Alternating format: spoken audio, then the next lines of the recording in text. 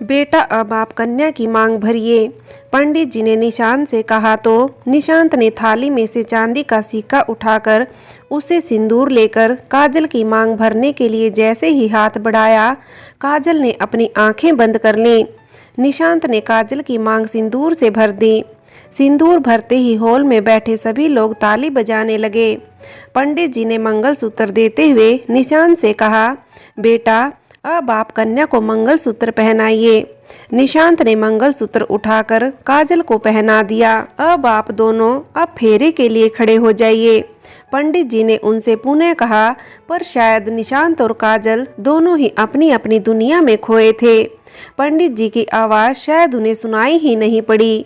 काजल की माँ सुषमा जी ने काजल से कहा, उठो बेटा, पंडित जी फेरे के लिए खड़े होने को कह रहे हैं। काजल जी कहकर फेरे के लिए खड़ी होती है।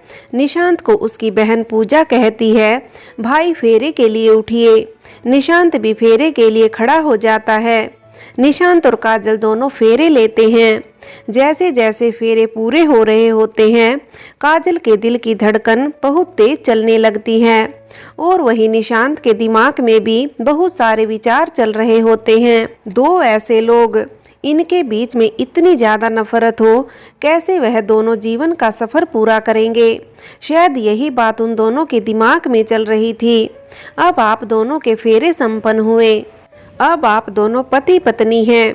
भगवान का आशीर्वाद लेने के बाद सभी बड़ों का आशीर्वाद आप दोनों ले लीजिए। पंडित जी ने दोनों वर और वधू से कहा। निशांत और काजल दोनों ने मंडप में बने गौरी गणेश के पैर छुए। उसके बाद निशांत अपने पिता के पास गया और दोनों ने उनके पैर छुए। निशांत के पिता शेखर ने दोनों को आशीर्वाद दिया। उसके बाद निशांत और काजल दोनों लोग काजल के पिता संजीव जी के पास गए और जैसे ही उनके पास उनके पैर छूने के लिए झुके, संजीव जी ने इशारे से उन्हें उठने के लिए कहा। संजीव जी ने अपनी कांपती हुई आवाज में धीरे धीरे कहा, दोनों लोग सदा खुश रहो मेरे बच्चे। निशांत, आज मैं तुम्हारा कर्जदार हो गया। तुमने मेरी बात का मान रख लिया बेटे। मैं जानता हूँ तुमने सिर्फ मेरे बारे में सोचा और इस रिश्ते के लिए हाँ कर दी, और तुम्हारी हाँ ने ही शायद मुझे कुछ सांसें और दे दी हैं। काजल, मैं जानता हूँ इस समय तुम्हारे दिमाग में बहुत कुछ चल रहा होगा, पर फिर भी मैं तुमसे बस यही कहना चाहता हूँ, पुराना सब कुछ भूलकर निशांत के साथ एक नए सिरे से नई जिंदगी शुरू करो। निशांत बहुत अच्छा लड़का है और तुम्हें हमेशा बहुत खुश रखेगा। पिता की यह बात सुन काजल की आंखों में आंसू आ गए थे। जी पापा, आप भी अपना ख्याल रखिएगा। काजल के मुंह से बस इतने ही शब्द निकले। काजल अपने पिता से बहुत प्यार करती थी और उनकी बहुत लाडली बेटी थी। शायद इसी वजह से हो इस विवाह से वह इनकार न कर सकी और उसने अपने पापा की बात का मान रख लिया। इसके बाद निशांत और काजल ने सुषमा जी से आशीर्वाद लिया। सुषमा जी तो निशांत के आगे अपना सर झुकाकर बोली, बेटा तुमने मेरे सुहाग को बचाया है। तुम्हारा यह एहसान मैं पूरी जिंदगी नहीं भूलूंगी।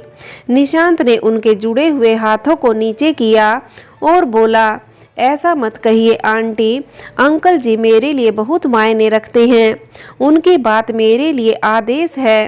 तभी सुषमा जी ने कहा, बेटा हम तुम्हारे अंकल आंटी नहीं हैं, अब हम दोनों तुम्हारे माँ पापा हैं। माँ पापा कह सकते हो हमें। निशांत ने जी का जवाब दिया।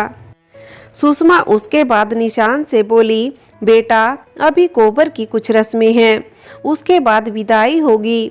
यह कहकर उसने अपनी बहू निधि से कहा, निधि दोनों को अंदर ले जाओ और कोबर की सारी रस्में पूरी करो। निशांत और काजल दोनों एक कमरे में जाते हैं जहां पर निधि उनसे कुछ पूजा करवाती है और उसके बाद अंगूठी ढूंढने की रस्म होती है। निधि एक प्रांत में पड़े हुए रंगीन पानी में अंगूठी डालते हुए कहती है, अब आप दोनों इसमें से अंगूठी निकालिए। जो पहले निकालेगा उसी की पूरी जिंदगी चलने वाली है। निशांत के मन में यह विचार आता है, पूरी जिंदगी किसकी चलेगी ये तो किसी को नहीं पता। शायद मेरी पूरी जिंदगी हमेशा के लिए बर्बाद हो गई है। इधर काजल सोचती है किसकी चलेगी यह तो पता नहीं, पर एक ऐसे लड़के का साथ मेरी जिंदगी में लिख दिया गया जिससे मैं सबसे ज़्यादा नफरत करती हूँ। लेकिन आज तुमने मेरे पापा की जान बचाकर मुझ पर एक एहसान कर दिया है। दोनों अपनी ही सोच में डूबे होते हैं कि उनसे निधि पुनः कहती है, कहाँ खो गए, ढूंढिए आप दोनों। दोनों लोग प्रांत में हाथ डालते हैं, लेकिन कोई भी अंगूठी ढूंढने की कोशिश नहीं करता। निधि दोनों के हालात को समझ रही होती है तो उनसे कहती है, देखिए जो कुछ भी हुआ है उसको भूलकर एक नए सिरे से जिंदगी शुरू कीजिए। यह सिर्फ एक रस्म है, प्लीज। काजल हिम्मत कर हाथ आगे बढ़ाती है तो निशांत भी अपना हाथ प्रांत में डाल देता है, पर दोनों ही अंगूठी ढूंढने में कोई रुचि नहीं दिखाते हैं। निधि इन दोनों से दोबारा अंगूठी ढूंढने के लिए कहती है तो काजल आखिर अंगूठी निकाल ही लेती है। निधि मजाक में निशांत से कहती है, भैया अब तो काजल की ही चलने वाली है। निशांत धीरे से कहता है, मेरी वैसे भी कहाँ चलनी है, क्योंकि काजल तो वही करेगी जो इसके दिल में होगा। उसने कब कहाँ किसी की सुनी है। निधि इस बात को नहीं सुनती है, लेकिन काजल इस बात को सुन लेती है। निधि दोनों को लेकर बाहर आती है और अपनी सासू माँ सुषमा जी से कहती है, माँ कोबर की सारी रस्में हो गई हैं, अब आप विदाई कर सकती हैं। सुषमा काजल को समझाती है, बेटा जो हुआ है उसको भूल जाना चाहिए। हमें खुशी है कि आज आपने अपने पापा की बात का मान रखा और निशांत से शादी के लिए हाँ कर दी। अब आप एक नई जिंदगी में कदम रखने जा रही हैं। निशांत के साथ आपके जो भी रिश्ते थे उसे भूलकर अब एक नए रिश्ते की शुरुआत कीजिए। आप समझ रही हैं ना हम क्या कह रहे हैं। काजल ने सिर हिलाकर हाँ का जवाब दिया। काजल अपने पापा से मिली तो उन्होंने भी उसको एक नई जिंदगी शुरू करने को कहा। काजल अपने मम्मी पापा से मिलने के बाद अपने भाई भाभी से मिली और उसके बाद वह एक नए घर में नए सिरे से नई जिंदगी शुरू करने के लिए इस घर से विदा हो रही थी।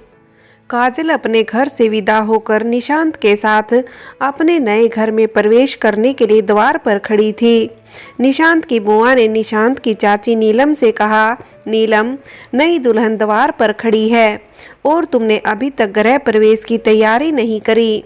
नीलम आरती की थाल लाते हुए, बस दीदी आ गई, यह कहकर वह निशांत और काजल को टीका करती है और उन दोनों को कुछ मीठा खिलाकर उनकी आरती उतारती है।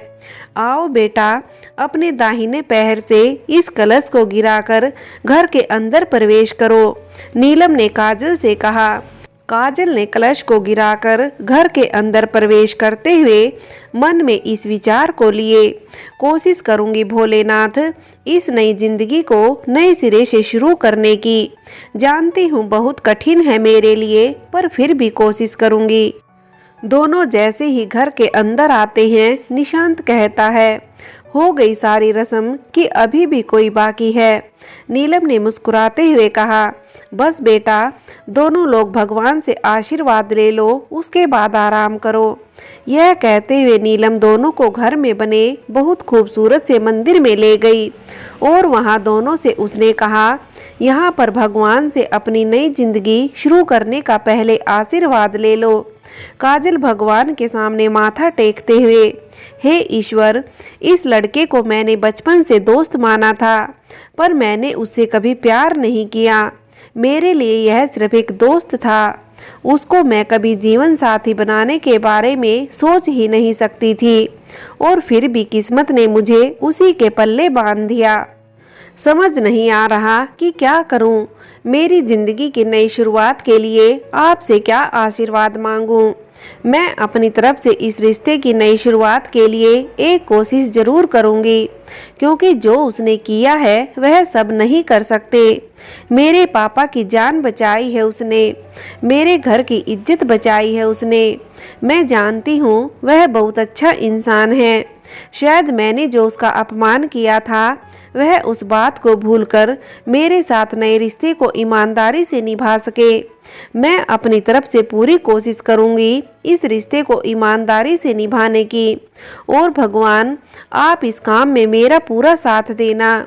वही निशांत आंखें बंद करके भगवान से कहता है, भोलेनाथ, मैंने अपने जीवन में कभी कोई गलत काम नहीं किया। इस लड़की से मैंने बचपन से ही बहुत प्यार किया था, लेकिन उसको पाने का ख्वाब कभी नहीं देखा, क्योंकि मैं जानता हूँ वह किस नेचर की लड़की है। पर इस लड़की ने मेरे साथ जो किया है उसके बाद मैं उसे नफरत के सिवा कुछ भी नहीं कर पाऊंगा। मैं इस शादी को निभाऊंगा सिर्फ दोनों परिवार वालों के लिए और उनके सामने, लेकिन यह लड़की मेरे दिल में कभी नहीं बस सकती, कभी नहीं बस सकती। नफरत करता हूँ, मैं बहुत नफरत करता हूँ उससे। सिर्फ और सिर्फ दोनों परिवारों की इज्जत के लिए कमरे के बाहर यह मेरी पत्नी होगी। मुझे माफ़ कर देना भगवान, पर मैं इस रिश्ते को दिल से कभी नहीं निभा सकता। अब तुम दोनों लोग थोड़ी देर आराम कर लो। पूजा काजल को उसके कमरे तक छोड़ दो, निशांत की चाची नीलम ने कहा। पूजा काजल को निशांत के कमरे में लेकर गई। वैसे तो काजल बहुत बार इस कमरे में आ चुकी थी, पर एक दुल्हन बनकर पहली बार इस कमरे में आ रही थी। यह शादी अचानक से हो गई थी, इसलिए घर में कोई सजावट नहीं थी। निशांत और उसका परिवार तो काजल की शादी में शामिल होने गया था, और उसे क्या पता था काजल खुद इस घर में दुल्हन बनकर आ जाएगी। काजल वही कमरे में खिड़की से बाहर अपना घर देखने लगती है, जहां उसने अपना बचपन बिताया था। काजल और निशांत दोनों का परिवार आमने सामने रहता है, और दोनों ही परिवारों में बहुत घनिष्ठ मित्रता भी है। एक पल में कितना कुछ बदल गया था। काजल खड़ी अभी यही सोच रही थी कि पूजा ने कहा, भाभी आपका सामान आ गया है, आप कपड़े बदल लीजिए। उसकी यह बात सुनकर काजल पूजा को देखने लगी थी। एक पल में कितना कुछ बदल गया था। जो पूजा उसको काजल दीदी कहा करती थी, आज वह भाभी कह रही है। एक पल में सारे रिश्ते बदल गए थे। काजल के मुंह से एक भी शब्द नहीं निकला तो पूजा वहां से चली गई। काजल को आज निशांत का कमरा कुछ अजीब सा महसूस हो रहा था। जिस कमरे में वह पूरे हक के साथ आकर निशांत को कभी कभी परेशान कर देती थी, आज उसी कमरे को अपना कमरा कहने में कुछ अजीब सा लग रहा था। अभी वह अपने ख्यालों में गुम थी कि उसे किसी के आने की आवाज़ सुनाई दी। निशांत कमरे में आ गया था।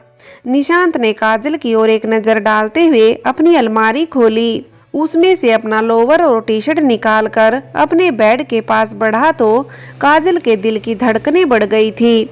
निशांत ने वहीं बेड के पास पड़ा अपना चार्जर उठाया और तेजी से कमरे से बाहर निकल गया। निशांत के जाने के बाद काजल एक लंबी गहरी सांस लेकर पलंग पर बैठ गई। काजल की जिंदगी इन 2 दिनों में इतनी बदल गई थी कि वह कुछ सोच समझ नहीं पा रही थी। वह बहुत ज़्यादा थक चुकी थी और वहीं पलंग में तकिए के सहारे बैठी तो उसकी आंख लग गई। निशांत वहीं पूजा के कमरे में जाकर उसके पलंग पर लेट गया तो पूजा ने उससे पूछा, भैया क्या हुआ, आप यहाँ? निशांत, क्यों अब मैं तुम्हारे कमरे में नहीं आ सकता क्या?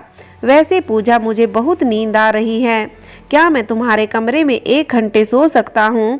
तुम तो जानती हो ना काजल। यह कहते हुए वह चुप हो गया। पूजा, भैया यह कमरा उतना ही आपका भी है जितना कि मेरा है। आप यहाँ जब चाहे आ सकते हैं। भैया अब आप सो जाइए, वैसे भी मुझे बाहर थोड़ा काम है। और हाँ, आपसे एक बात कहनी थी।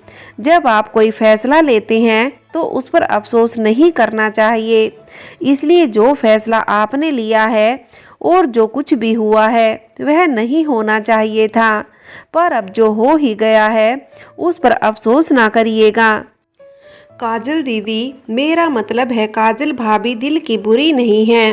हम जानते हैं कि उन्होंने आपका बहुत अपमान किया था, पर एक बार उस अपमान को भूलकर तो देखिएगा, सब ठीक हो जाएगा। और कोशिश करिएगा इस रिश्ते को ईमानदारी से निभाने की। निशांत ने पूजा के सर पर हाथ रखते हुए कहा, मेरी बहन बहुत समझदार हो गई है। मैं बस इतना चाहता हूँ कि काजल को कोई तकलीफ नहीं होनी चाहिए। मैंने उसके पापा से वादा किया है कि उसका पूरा ख्याल रखूँगा। अगर उसे किसी चीज़ की ज़रूरत हो तो प्लीज़ मुझे बता देना। और अब मैं सोने जा रहा हूँ। शाम को चाय जब लाना तभी जगाना। निशांत यह कहकर पलंग पर लेट गया और पूजा कमरे का दरवाज़ा भीड़कर बाहर चली गई। फ्रेंड्स, आगे की कहानी के लिए कहानी का अगला भाग देखें।